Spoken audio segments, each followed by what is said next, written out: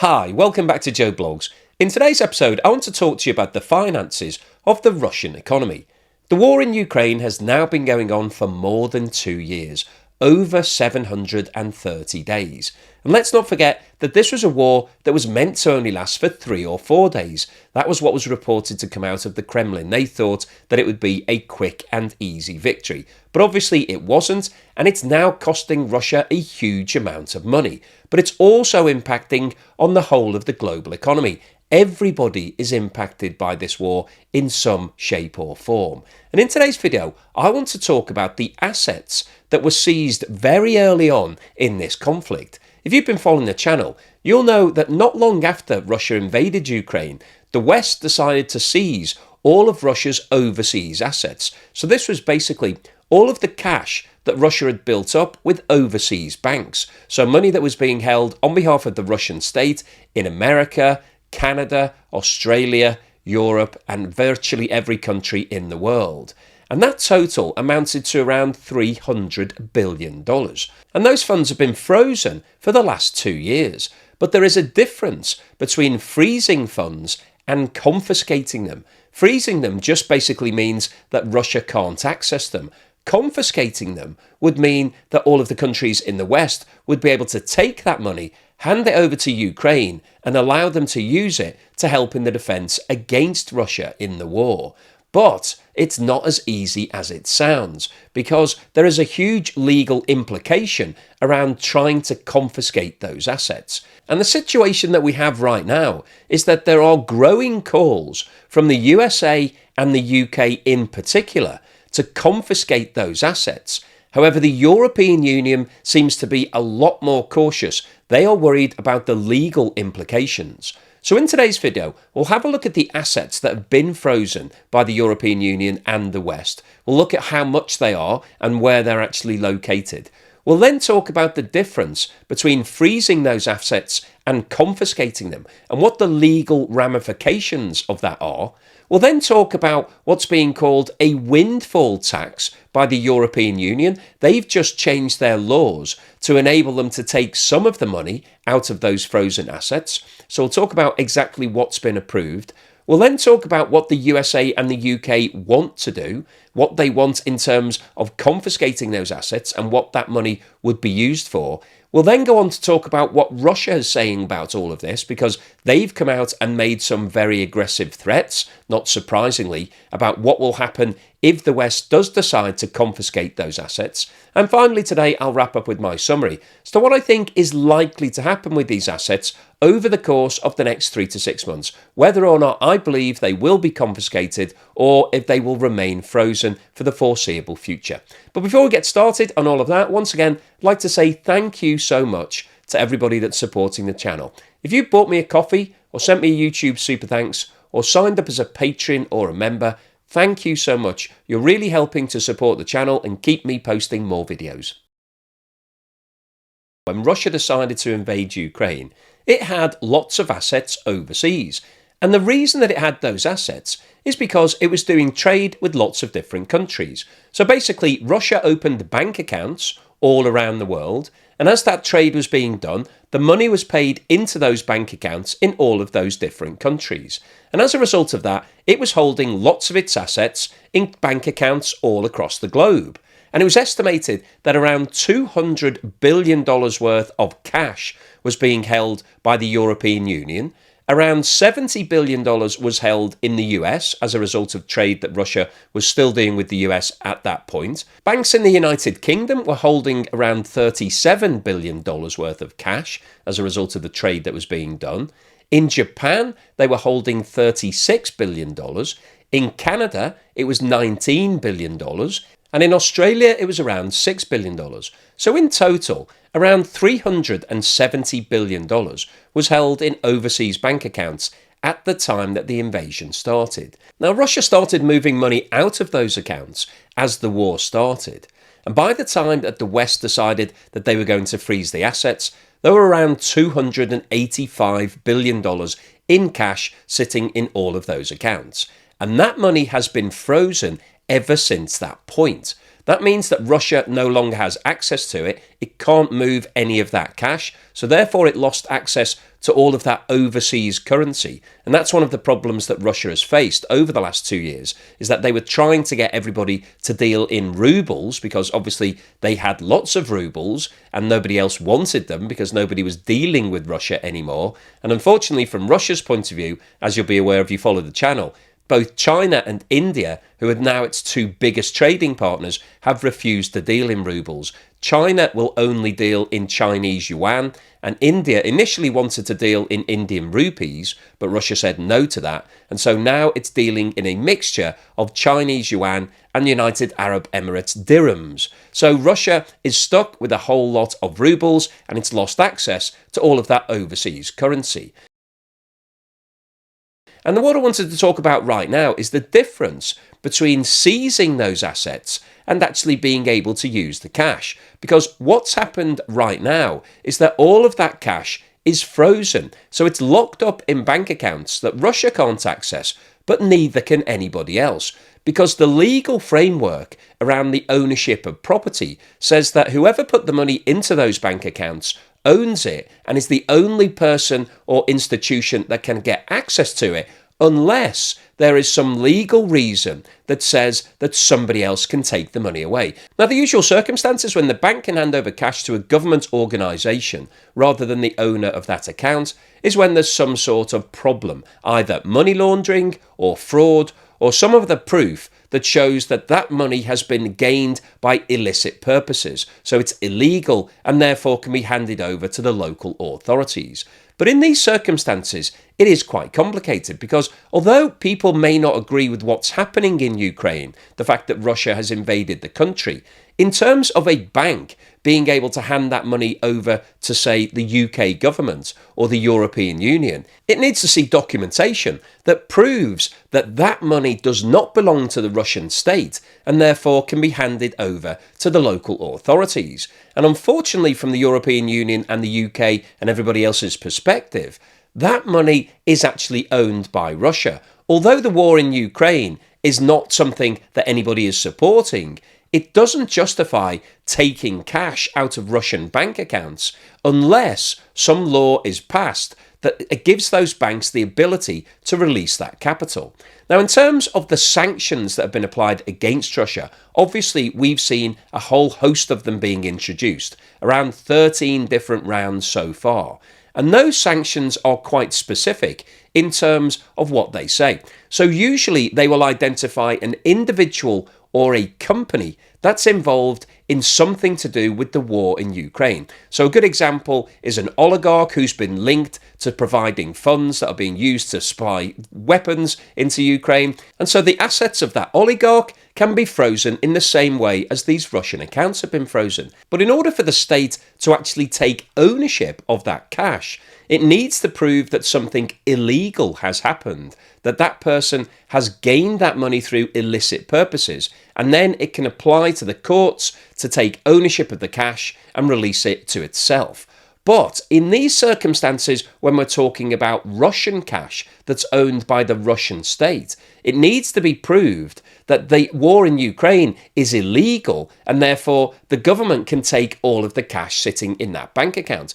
But in order to do that, you'd need to be able to link the cash that's in that account to funding the war. But obviously, it isn't funding the war because it's been sitting in those accounts for the last 2 years. So I'm paraphrasing in terms of the legal juxtaposition here, but the problem that I'm trying to explain to you is that the governments all around the world will need to have a specific link and a justification to say why they are seizing that particular cash that's owned by Russia, and what they're going to do with it after that is another story in itself, because the USA and the UK are saying that the cash should be seized and then handed over to Ukraine to fund the war against Russia. So firstly, the banks would need to see full documentation saying that they are legally authorized to release that cash to somebody like the US government.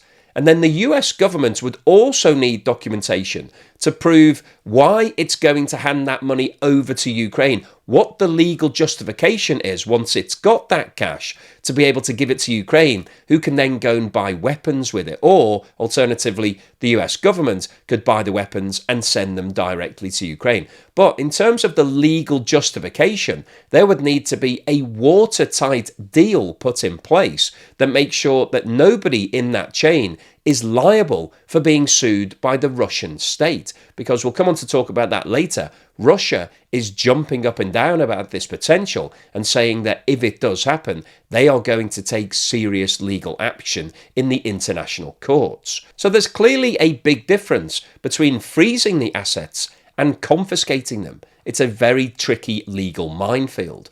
But the European Union has now made an announcement that it wants to take some cash out of these accounts relating to the profit that they are generating. So not actually removing any of the capital itself, but the revenue that that capital is now producing. And they're calling this a windfall claim.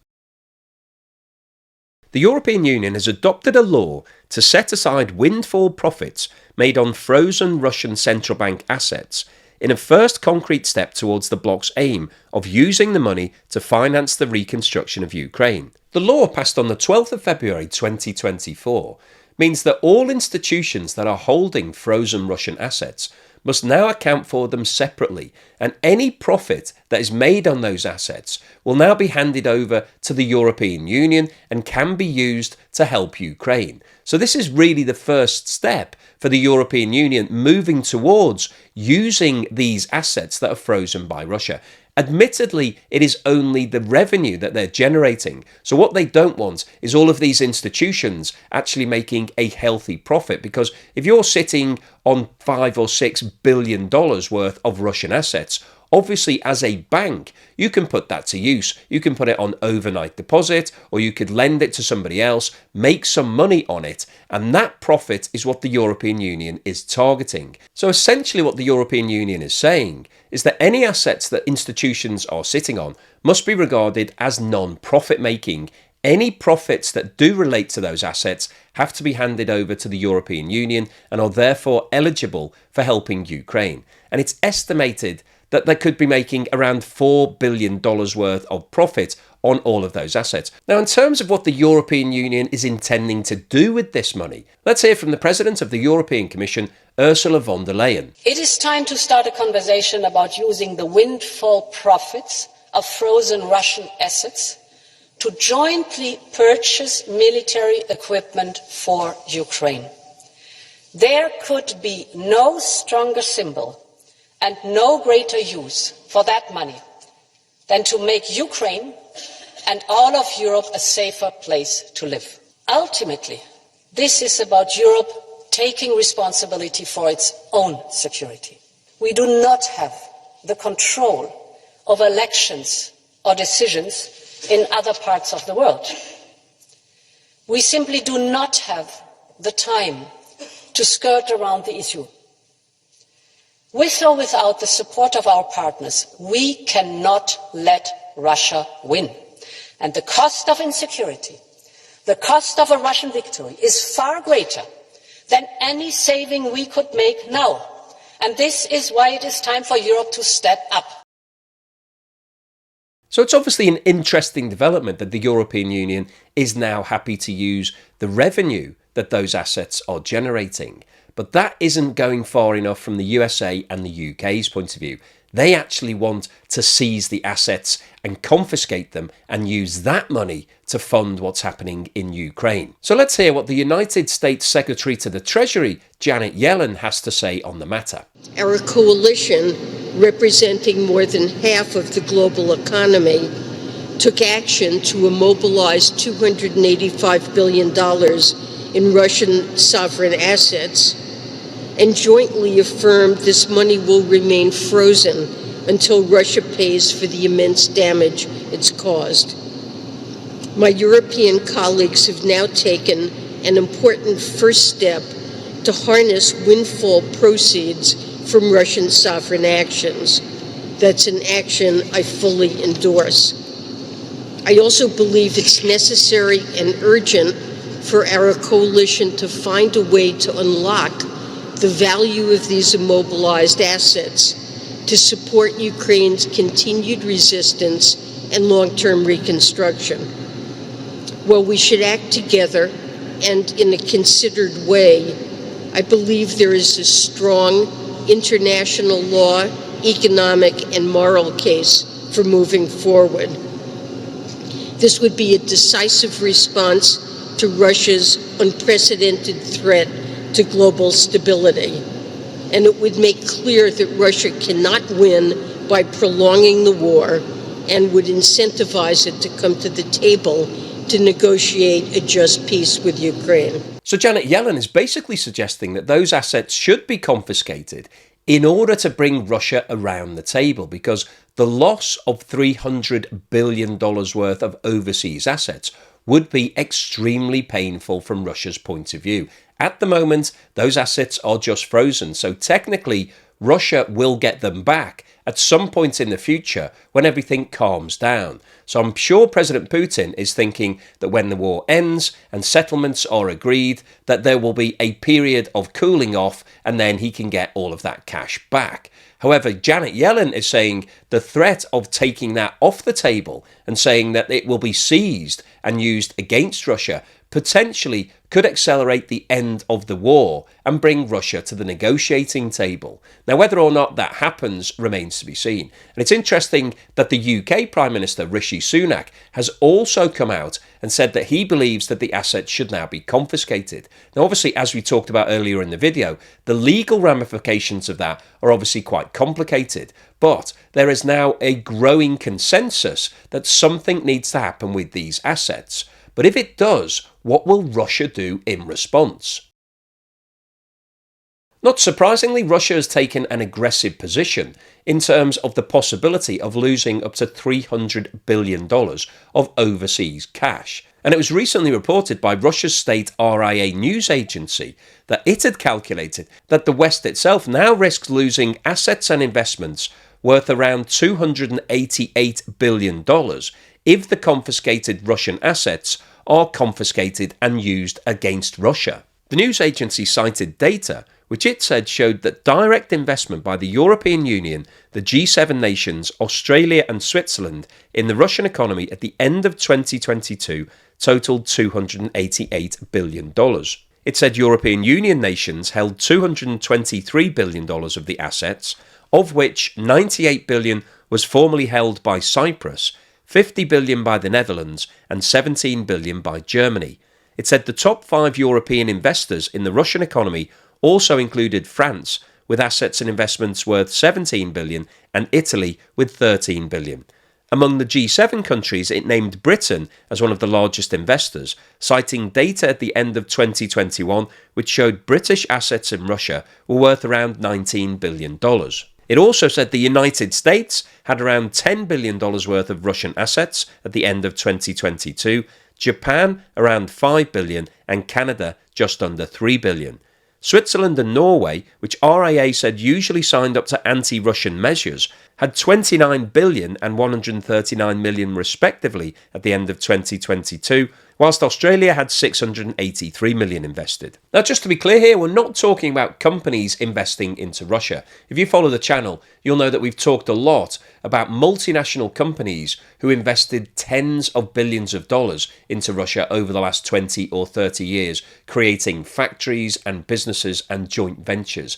And a lot of those businesses have seen that investment completely written off. Russia nationalised some of those companies, and some of the others were seized or taken over or given a value of around €1, a notional value. So a lot of companies have already written off tens of billions of dollars of investment. But the investment that RIA are referring to here is overseas investment by governments from around the world. So this is basically where governments have been buying bonds and other forms of investment into Russia. But one of the things I think is really interesting is that the figure that RIA have come up with is almost identical to the figure that relates to the frozen assets from Russia. And that does seem extremely coincidental from my point of view.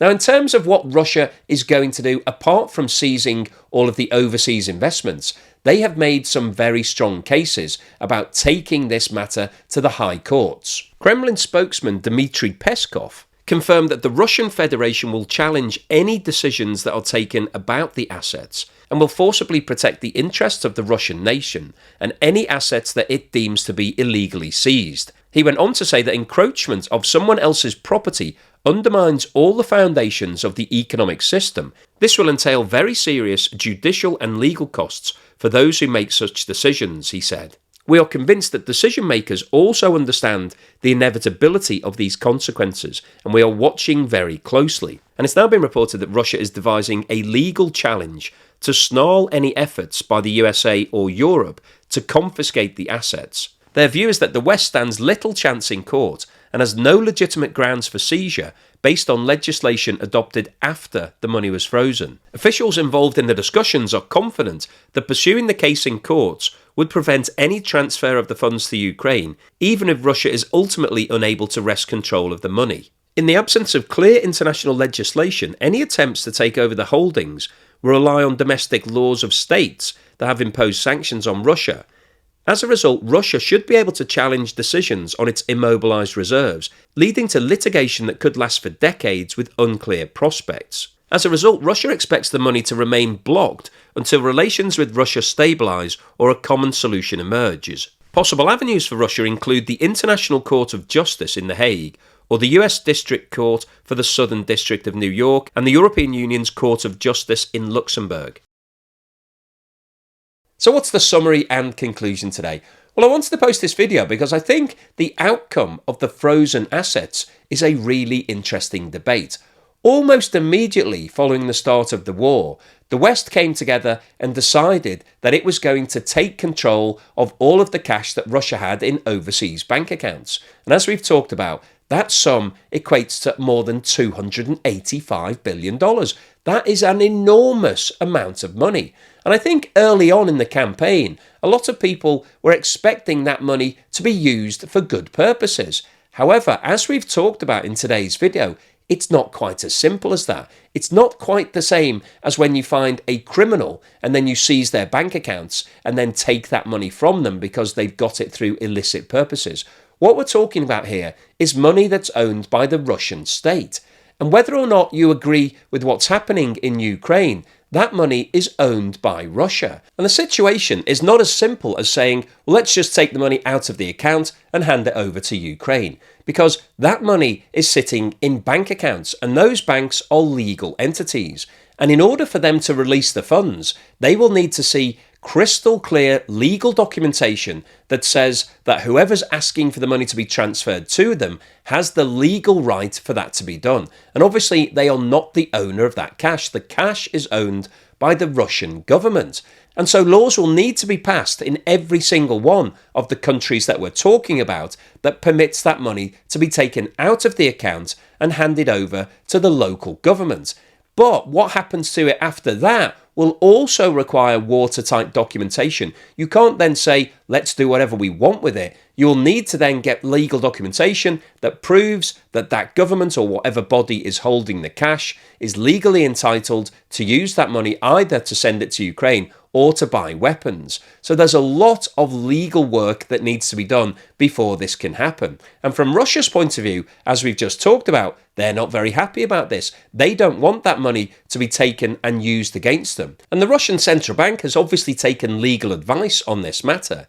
And their view is that this needs to go through the international courts before it can be signed off. And they know that those sort of cases take years. They can even take decades to approve. So from Russia's point of view, they're happy to put forward a delaying tactic. If the European Union or the US or the UK suddenly turns around and says, we are seizing these assets, they are going to be hit with a litigation case. They're going to have lots of lawyers turning up saying it is not legally possible for you to take that money and use it against Russia. And so it's unlikely, I think, that any of this cash will actually end up being used to fund the war in Ukraine, because it simply will take so long for it to be approved. It could be 10 years. And obviously, we don't know how long the war in Ukraine is going to go on. But that process needs to start before it can get to the point where it's finished and then the money can be handed over. So realistically,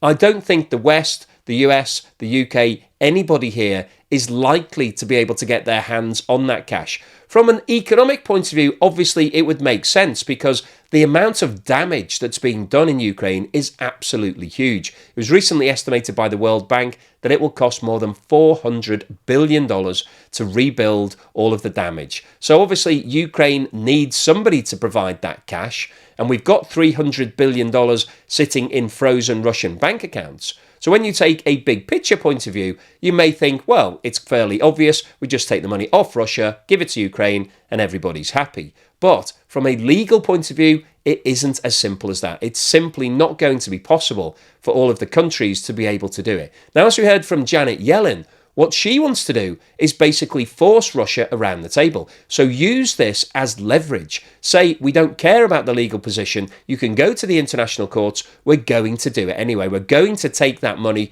and we're going to use it to help Ukraine, unless some sort of agreement is put forward. And that potentially could accelerate an end to this war. But whether or not the European Union is prepared to take that gamble, to risk facing legal action from Russia in the international courts, is another question. And I would seriously doubt whether or not they will, unless somebody takes a decision at a higher level and says that this war is more important than legal discussions. We don't care about being taken to court. We're happy for the money to just be taken off Russia. But overall, my view is that I don't think anybody is going to take a punt on this. I don't think the EU is going to be agreeable to releasing all of the money that's frozen in those bank accounts. So unfortunately, from Ukraine's point of view, I think the most likely outcome is the money will continue to be frozen. There may be something skimmed off the top in terms of these profits, these windfall profits, those sort of things, but the capital itself is likely to remain locked up as long as this war continues. And the big question, I guess, is that if the war does come to an end and there is an agreement, will all of these banks ultimately release that money back to Russia, or will something be negotiated where some of it is handed over to Ukraine? So hopefully you've enjoyed today's episode. You found it useful, informative, and thought-provoking. If you liked what I've said, then please give me a thumbs up. Thank you for watching this video all the way through to the end. And here's something to put a smile on your face.